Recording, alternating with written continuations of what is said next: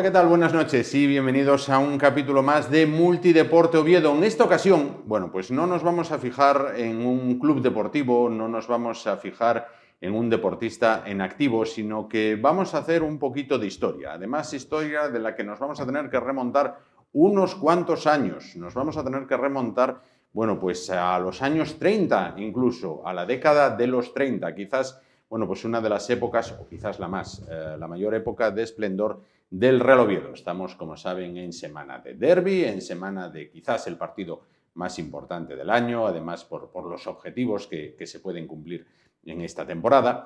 Y vamos a hacernos eco, bueno, pues de un jugador que ha formado parte de la leyenda oviedista, de un jugador de esos que se escriben, su nombre se escribe con mayúsculas. Vamos a hablar a continuación de Isidro Lángara y con una persona que sabe muchísimo acerca de este jugador vasco que militó en el Real Oviedo en dos etapas distintas. Vamos a ir primero con unos datos que nuestro protagonista de esta noche, al que ya presentamos, me podrá corregir si alguno es erróneo. Vamos a hablar con Miguel Sanz. ¿Qué tal? Buenas noches. Hola, muy buenas noches. Encantado que esté con nosotros. Él es el director del área de Patrimonio Histórico del Real Oviedo. Vamos con esos datos. Vamos a ver.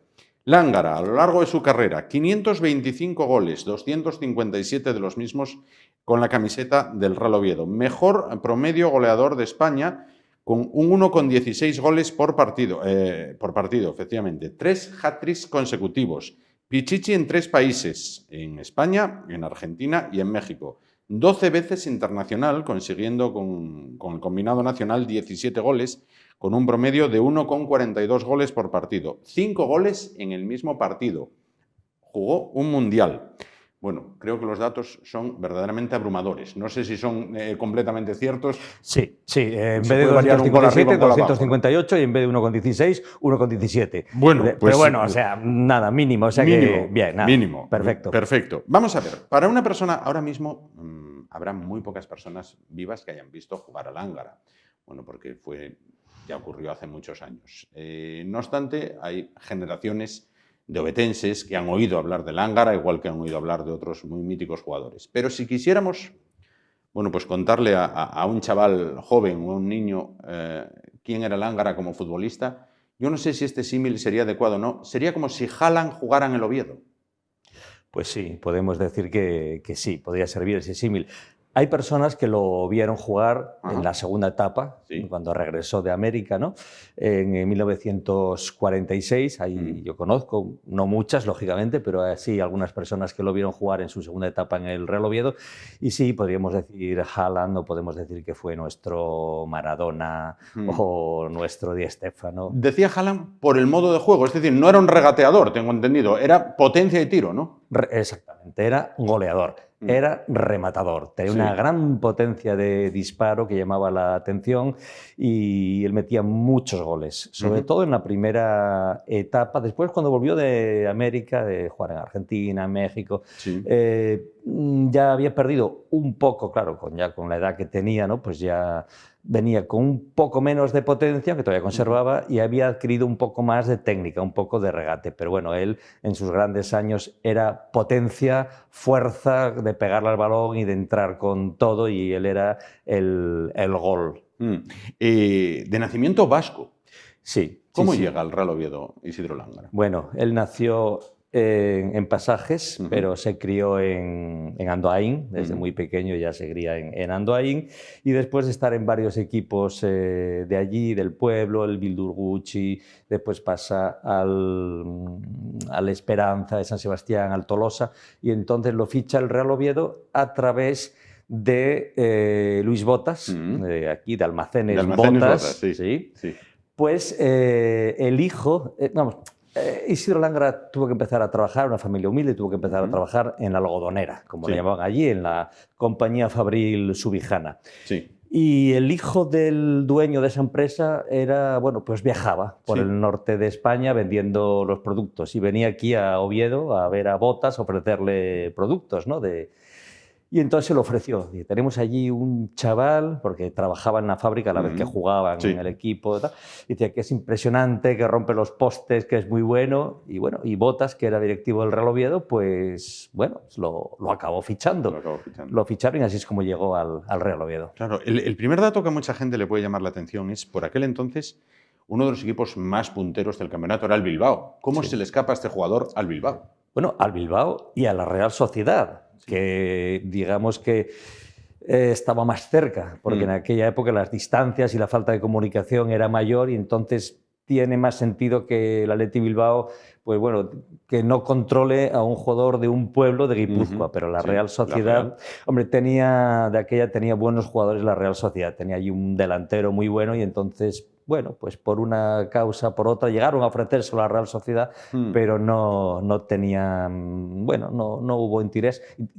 Quien sí tuvo interés y quiso ficharlo realmente fue el Atlético de Madrid. Ajá, claro.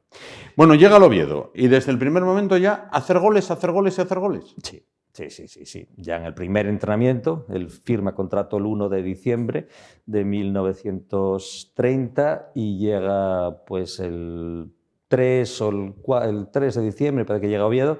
Entonces, en el primer entrenamiento por la tarde ya llama la atención. Lo pone ahí el entrenador, o con él un poco a probarlo, a que le centren balones desde la derecha, desde la izquierda y que remate.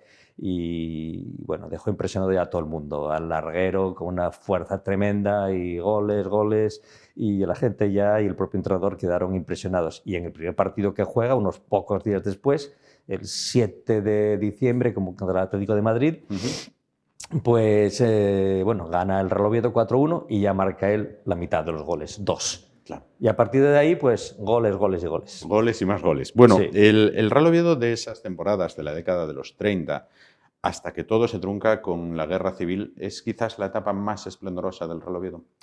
Yo creo que sí, porque después hubo otras buenas también, con el entrenador Manolo Meana, y luego pues en la 62-63 el Oviedo vuelve a quedar tercero, como había quedado en esta época con la delantera eléctrica en la 34-35 y en la 35-36, y luego tenemos la última época así esplendorosa pues con Irureta y cuando se juega la Copa de la UEFA.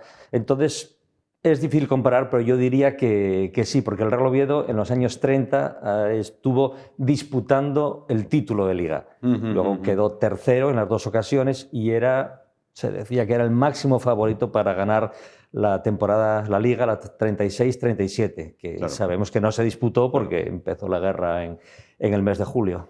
Llega la guerra y aquí se vive una historia casi de película. Lángara está pasando su descanso vacacional en su tierra natal, en el País Vasco, comienza la guerra un 18 de julio y es detenido. Sí, bueno, la vida de Lángara es realmente de película, daría para una gran película. Entonces él está allí y es detenido porque durante la Revolución de Octubre él es movilizado. Sí. Él tiene que ponerse el uniforme y coger el fusil, igual que Emilín, compañero suyo en el Real Oviedo, y están apostados en el tejado o en la terraza de la Casa Blanca, casa que se conserva en la calle Uría todavía, llamada así, la Casa Blanca. Bueno, entonces está allí. Unos días después de acabada ya la Revolución de Octubre, vienen de AS, pero no del diario AS de ahora, sino una revista que se llamaba AS también, que no tiene nada que ver con la actual publicación, y le piden un reportaje. Sí. Le piden que pose, que se ponga otra vez el traje, coja el fusil, y allí en la Casa Blanca le hacen unas fotos. Y ese posado pues le costó caro. Después lo acusaron de que en la Revolución de Octubre, y bueno, al final es detenido en un barco cárcel y bueno, incluso corrió la noticia de su muerte, llegó a circular. Al final fue liberado gracias a gente que intercedió por él. Por ejemplo, Iturralde, árbitro, abuelo de los Iturralde, sí. y que estaba en el PNV, tenía influencias y bueno, y con otros testimonios a favor de Angra, que era buena persona, que nunca se había metido en nada, pues lo liberan, está allí y para que no le pase nada, el gobierno vasco lo hace pues Air China. Le dan un uniforme, le dan una moto y dijeron, venga, a patrullar por ahí, por las carreteras, vamos, sencillamente por tenerlo protegido, ¿no? Claro. Inicia un periplo con la selección vasca, estamos hablando de en plena guerra civil española. Bueno, pues el gobierno vasco decide formar una selección de fútbol y mandarla de gira por el mundo, ¿no? Primero por Europa y después por Iberoamérica. Inicia, junto con sus compañeros, muchos de ellos de la Real, del Bilbao, verdaderas estrellas del fútbol nacional por aquel entonces. Una gira en la que esta selección hace muy buen papel, ¿no? Sí, sí, causa sensación. Primero, bueno, era para recaudar dinero para el gobierno vasco y también para, bueno, proyectar la imagen, ¿no? Sí. Entonces, primero se tienen que ir en un avión a Francia, ahora se me va el nombre, no recuerdo si era Biarritz o Hendaya, no recuerdo ahora mismo a dónde tenían que ir, y va en un avión en el que no caben todos, escapando, y entonces a él le había tocado ir en el primer viaje, el avión tenía que hacer 2 viajes, pero él le cede su plaza a otro jugador que tenía mujer e hijos y me dijo, soy soltero, vete tú. Entonces fue él y después no sabía si iba a haber tiempo para que él volara. El avión llegó a tiempo, lo recogió a los demás y se los llevó y jugaron en París y jugaron en la Unión Soviética, en las provincias o en las repúblicas de Georgia, Ucrania y causaron sensación por todas partes. En Rusia mismo, y hay una anécdota de que en Rusia, en un partido, marca un gol de un disparo impresionante, de un chutazo, y el árbitro va a mirarle las botas a ver si tenía allí algún artilugio, alguna trampa. Hay que decir que el árbitro lo hizo en plan de broma. Claro. Pero claro. Pero lo hizo. Claro, así es. Bueno, esa selección vasca inicia luego un periplo por Hispanoamérica. Sí, ya cuando, digamos, el ejército sublevado, los llamados nacionales, ya toman Bilbao, toman todo, prácticamente todo, entonces ya se van y están, pues, juegan en varios países de Hispanoamérica, causan sensación, cuando llegan a Argentina, después de jugar un partido allí, pone al día siguiente un periódico de allí, de Buenos Aires, pone en España, decían que el Angra era el mejor jugador de Europa. Ahora aquí podemos decir que es el mejor jugador del mundo. Casi nada. Sí, él era conocido y fue recibido con vítores. Claro. Y sí, causaba toda la selección y el Angra en particular causaban sensación por donde iban. Finaliza la guerra civil, yo no sé si hay, bueno, pues por problemas políticos, decide quedarse en Argentina, ¿no? Sí, él se queda allí, una vez que acaba la guerra no se decide a volver, porque digamos que la selección vasca llega a un momento, bueno, después no los dejan competir como selección, interviene ahí la federación, vamos, desde España, el gobierno con la FIFA, entonces crean el club, se convierten en un club, un equipo, la selección vasca pasa a ser el Club Deportivo Euskadi. Sí. Participan en la Liga Mexicana de Fútbol, que era aficionada todavía, y bueno, entonces compite, él se queda allí, se quedan ahí algunos jugadores más vascos, compiten en la Liga Mexicana y él después acaba yendo a Argentina. Él va a Argentina y, bueno, su debut en Argentina con el San Lorenzo de Almagro, el equipo del Papa, por cierto, pues juega y el primer partido es contra River, ahí en el gasómetro en Boedo, y debuta, bueno, al principio... Bueno, claro, lógicamente no había los medios de comunicación y se había oído hablar del Angra, pero los espectadores no habían visto nunca ningún vídeo, ni ninguna foto, ni nada, ¿no? Entonces lo ven salir y él era muy fuerte, tenía unas piernas y entonces se reían, decían, este futbolista, ¿esto es un ¿Dónde va futbolista o es un luchador? ¿Esto Claro. qué es? Parece de lucha libre. Empieza el partido, a los pocos minutos ya les tapa la boca a todos porque mete un gol. Y poco después otro y otro y otro. Ganó 4-1 a River Plate nada menos, y con 4 goles de Alángara todavía lo recuerdan como una leyenda, ¿no?, histórica de ese equipo. Claro. Queda Pichichi en España, queda Pichichi en México y queda Pichichi en Argentina. Ahora que cuando se ficha un jugador extranjero, cualquier equipo ficha un jugador extranjero y dicen, bueno, la primera temporada es de adaptación. De aquella no había adaptación, ¿no? No. Aunque su fútbol era muy distinto, como decíamos antes, él era rematador y fuerza, era muy distinto al fútbol argentino y al fútbol americano, sudamericano en general, que era mucho más de toque. Entonces, el primer entrenamiento con el San Lorenzo de Almagro, pues ve que están haciendo ahí todas aquellas filigranas y, bueno, él se sienta y dice, bueno, esto no es lo mío. Ya cuando llegue el partido ya me dedicaré a lo mío. Y sí, era totalmente distinto al fútbol. Entonces él triunfa con los goles. Él se adaptó, llegó, no sé si llegó, no recuerdo ahora, si un miércoles, una cosa así, o jueves, y el domingo ya jugó y metió los 4 goles. Así que se adaptó sin ningún problema, a pesar de ser un fútbol tan distinto. Y fue eso, quedó en España, sin contar el Pichichi de segunda división, que no había trofeo Pichichi todavía, pero máximo goleador en segunda, y luego en primera 3 veces consecutivas con el Real Oviedo. El primer jugador que lo logró de la historia del fútbol español, quedar 3 veces consecutivas máximo goleador en primera división.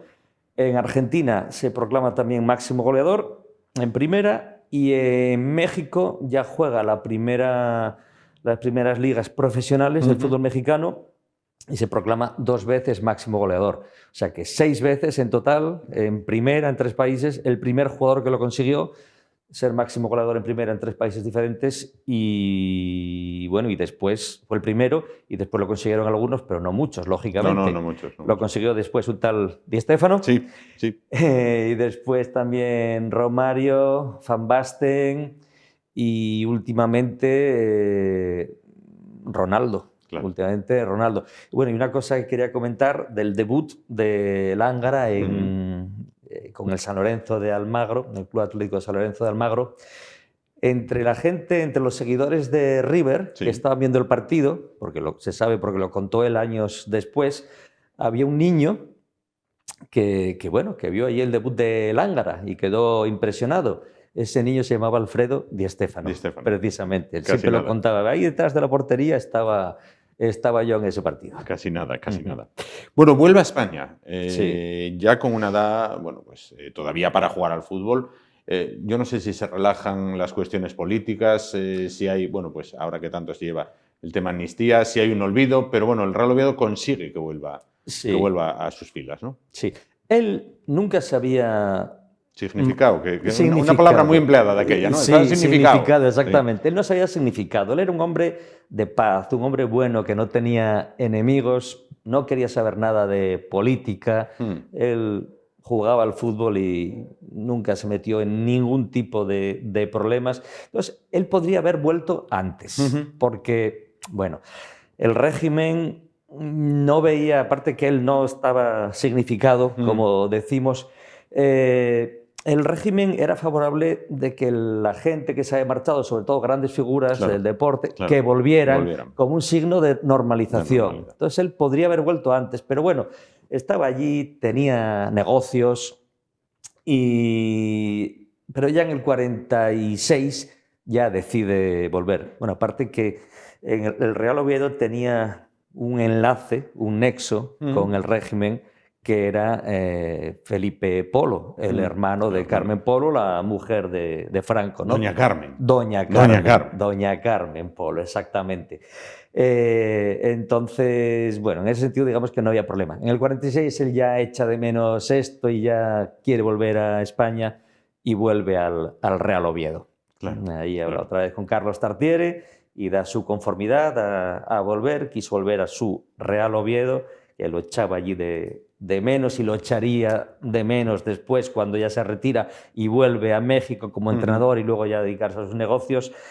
Y quiso venir al Real Oviedo y quiso quedarse con la misma familia en la pensión en la que había estado, que podría haberse comprado un piso o 2 o 3 o un hotel, pero quiso ir con la misma familia que lo había cogido cuando él era un niño prácticamente. Qué Llegó bueno. con 18 años, casi no había salido de su pueblo en toda su vida. Entonces quiso volver con ellos, mantuvo con ellos siempre una gran relación toda la vida.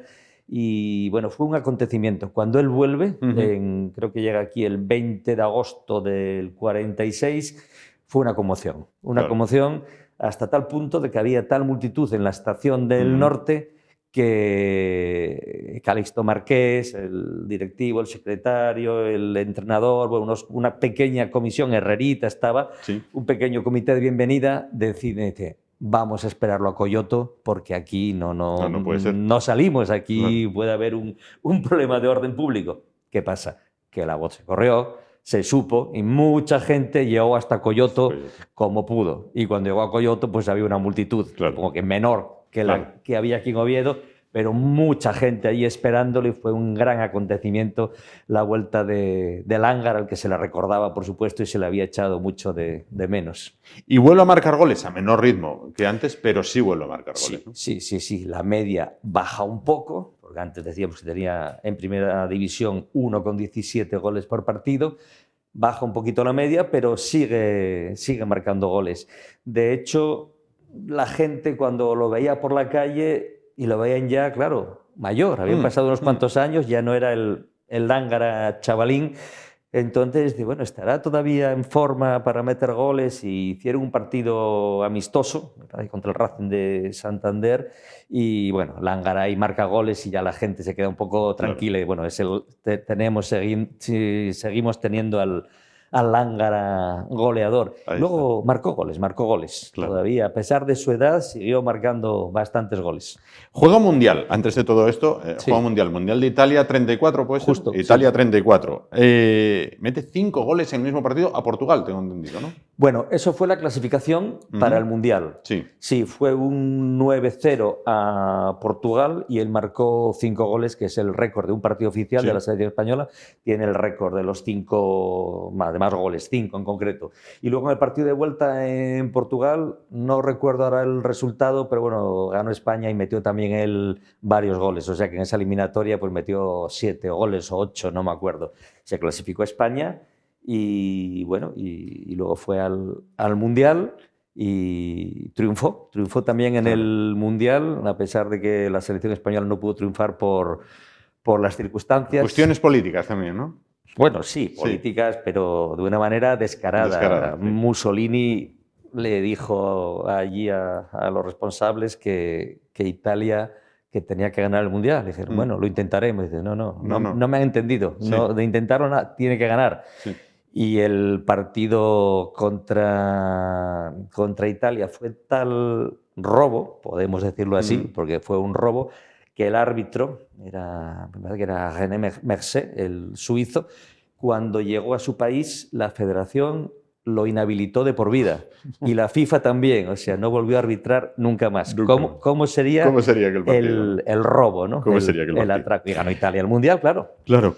Bueno, le preguntaba antes una cosa, eso, lo que choca, ¿no? Que ni el Bilbao ni la Real lo hubieran enrolado en sus filas. ¿Por qué ha sido o es el gran olvidado del fútbol español? Quiero decir, el trofeo máximo goleador español se llama Pichichi, por un jugador del Bilbao que le decían Pichichi. Lángara es el mayor goleador de la historia de España. ¿Por qué? Bueno, no sé si es por no jugar en un Madrid o en un Barcelona, por haber jugado en el Real Oviedo. ¿Por qué la figura de Lángara, bueno, pues es más de uso, consumo interno de Oviedo y oviedistas? Sí. Bueno, quiero aprovechar para comentar una anécdota hablando de lo del Athletic Bilbao, la Real Sociedad, que no lo ficharon. Antes decía yo que el Atlético de Madrid quiso ficharlo y de hecho mandó ahí a lo que sería un secretario técnico a ficharlo, a Romo, un exjugador del Atlético de Madrid, y el presidente Urquijo le dijo, fíchame al delantero centro del Tolosa, cueste lo que cueste, pidan lo que pidan, fíchalo. Y él fue para allá y fichó al delantero centro del Tolosa. Lo que pasa que ese día Lángara lo pusieron a Lángara lo pusieron de interior izquierdo y jugó de delantero centro Arteche. Claro. Con lo cual fichó Arteche. Y claro. gracias a eso pudo llegar al Real Oviedo, si no habría ido al Atlético de Madrid. Bueno, pues lógicamente si hubiera jugado Lángara en el Real Madrid o en el Barcelona, pues se sabría más de él, ¿no? Sería más recordado. Habría ido más veces a la selección, o sea, habría habido más reportajes, estaría más en el imaginario colectivo. Sí. Si hubiera estado en el Athletic Bilbao, un poco menos, pero más también, en el Real Oviedo. Y luego hay otra cosa. Fue hace muchos años, queda muy poca gente que lo vio jugar.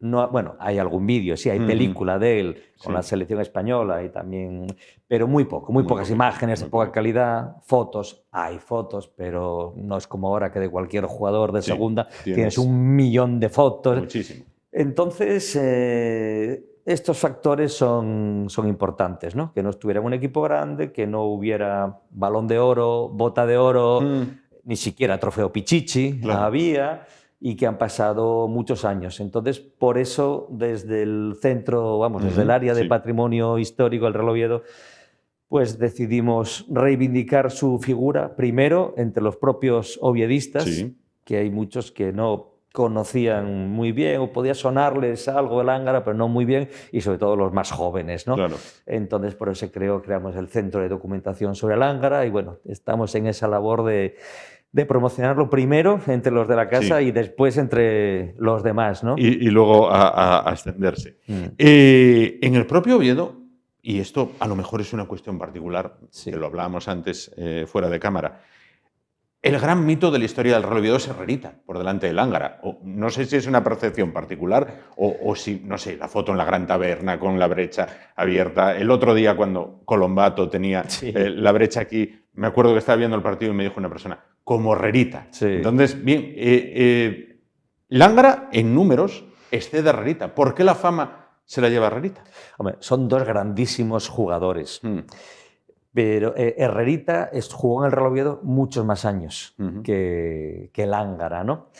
Y luego se quedó a vivir aquí toda la vida, en Oviedo hasta que falleció. Entonces, claro, Lángara estuvo desde el 30 hasta el 36, luego volvió en el 46, estuvo 2 temporadas escasas, no acabó la segunda, dejó el fútbol ya por una lesión de rodilla. Sí. Y él ya se marcha a México a entrenar y sus negocios. Venía todos los veranos a España, pasaba unos días en Andoain, había veces que llegaba a Lisboa, lo iba a buscar Fernández Ladreda, de aquí, su gran amigo, lo llevaba a Andoain y luego ya venía hasta Oviedo. Y pasaba aquí, pues eso, 2 semanas o 3, veía el primer partido de Liga, o los 2 primeros partidos de Liga, que eran en septiembre, coincidía con San Mateo, hacía el saque de honor, hizo el saque de honor un montón de veces, yo creo que tiene el récord mundial de saques de honor en un estadio. Yo lo vi, no lo vi jugar, pero hacer el saque de honor, sí, más de una vez lo vi. No sabía de aquella, me decía mi padre que era un jugador muy bueno, Lángara, y me contaba cosas, pero no me daba cuenta de la trascendencia que tenía, ¿no? Entonces, son 2 grandísimos jugadores y Herrerita, pues eso, estuvo aquí toda la vida, desde el 33, cuando se le ficha y debuta en Primera División con el Real Oviedo, y a toda la vida, porque después de retirarse del fútbol fue entrenador, estuvo en el Real Oviedo y ya después de jubilado, pues bueno, iba todos los días a la Gran Taberna, tenía allí su tertulia y vivió ya toda su vida en Oviedo. Entonces, bueno, puede que sea por eso por lo que a Herrerita se le recuerda más, porque estuvo más presente, estuvo más tiempo aquí en Oviedo, en la ciudad, entre la afición, y los dos eran grandísimos jugadores, eran distintos. Herrerita creaba más juego y Lángara era el gol. Lo que pasa es que Lángara era, vamos a ver, el Real Oviedo puede presumir de haber tenido en un momento de su historia al mejor jugador del mundo en su puesto, que era Lángara. Estuvo en el 11 ideal del Mundial de Italia y está considerado el mejor goleador del mundo. Bueno, y ahora, a día de hoy, está considerado por la Federación Internacional de Historia y Estadística del Fútbol como el mejor goleador español de todos los tiempos, ¿no? Claro. Entonces, muy pocos pueden presumir de haber tenido al menos uno que haya sido el mejor en su puesto en algún momento. En algún momento de la historia, ¿no? Sin duda. Es. Bueno, dos cosas antes de finalizar. El centro de documentación que ustedes han puesto en marcha, al margen del Lángara, ¿de qué más se ocupa? ¿Cómo, si hay alguien, no sé, lo típico, oye, falleció el abuelo, oye, fuimos a recoger sus cosas en su casa, aparecieron estas fotos, apareció esto, ¿cómo pueden hacérselas llegar? ¿Cómo interactúan ustedes? ¿Cómo trabajan? Bueno, el Centro de Documentación de Lángara se dedica exclusivamente a Lángara, a recopilar cosas, por decirlo así, y en cosas tenemos que meter datos, información de todo tipo, publicaciones, fotos. Por desgracia, camiseta, me parece que no vamos a encontrar ninguna de Lángara, sería un auténtico milagro. Tanto en papel como en soporte digital. Se trata de eso, ¿no? De recopilar todo lo posible. Hemos recopilado ya varias revistas, fotos, estamos en ello. Luego tenemos el área de patrimonio histórico, entonces, dentro de la cual está el Centro de Documentación de Lángara. O sea que cualquier persona interesada en donar o ceder fotos o cualquier objeto relacionado con el Real Oviedo, sea relativo a Lángara o a cualquier otro jugador o cualquier objeto de un estadio, lo que sea, pues se puede poner en contacto a través del Real Oviedo o, por ejemplo, con el correo electrónico, que es muy fácil, historia@realoviedo.es. Más fácil imposible, más fácil imposible. Sencillo. Historia@realoviedo.es. Y para finalizar, porque podríamos estar hablando, bueno, pues yo creo que de esta época, bueno, pues infinito, ¿no? Ad infinitum podríamos estar, ¿no? Con esto. Pero hay que ir a la más actualidad. El sábado hay derbi. Bueno, para el hombre que recopila todos los datos de la historia del Real Oviedo, de la historia lo sabe todo. Yo no le voy a hacer que sea pitoniso, pero ¿cómo ve ese derbi? Mira, de historia sé un poco, de fútbol... Un mucho. Bueno, de fútbol prácticamente nada. Puedo decir, dato histórico, que el balance general de enfrentamientos es favorable claramente al Real Oviedo. Y en cuanto al sábado, pues quiero lógicamente que gane el Real Oviedo, pero el fútbol es tan imprevisible. La segunda división más y un derbi pues todavía más, pues puede pasar cualquier cosa. Ningún resultado me extrañaría. Me imagino que habrá pocos goles, que es la tónica habitual. Pero vamos, puede darse cualquier resultado y ojalá sea favorable al Real Oviedo. Ojalá caiga del lado de los azules. Pues Miguel Sanz, muchísimas gracias por estar con nosotros esta noche, por acercarnos la figura de Lángara. Nos ha traído también este libro, Lángara, The Lord of the Goals, el señor de los goles, en este caso, la historia del mejor goleador español de la historia. Y teníamos aquí este balón que es réplica, lógicamente. Bueno, y yo siempre recuerdo que una persona muy querida para mí siempre me decía, había que tener mucho valor a entrar a rematar de cabeza, porque esto podía desguazarte la cabeza. O sea, no es como ahora que los balones vienen, vamos, prácticamente acariciando, ¿no? Sí. De aquella, entrar a rematar de cabeza con esto, había que tener un valor... Sí, y el balón en sí era duro, sobre todo cuando se mojaba, porque se empapaba de agua y aquello era como rematar un balón de madera casi. Casi nada. Muchísimas gracias por estar con nosotros esta noche y enhorabuena por ese trabajo que realizan, bueno, pues en aras de los chicos que nunca vieron ni oyeron hablar, que sepan que un día alguien mejor que Haaland jugó en el Real Oviedo. Pues muchas gracias, es muy gratificante esa labor, nos apasiona a mí y a los que estamos con esa labor y encantado de estar aquí hablando de algo que me apasiona. Muchas gracias. Es su casa, esperamos verle más veces. Bueno, pues con la historia de Lángara, del mejor goleador español de todos los tiempos, llegamos al final del programa de esta semana. Les emplazamos para la siguiente, recordándoles, eso sí, que el próximo viernes a partir de las 11 de la noche, programa especial por el derbi del ascenso, el derbi que disputarán el Sporting y el Oviedo y el Sporting en el Estadio del Molinón el sábado. Gracias por su atención y muy buenas noches.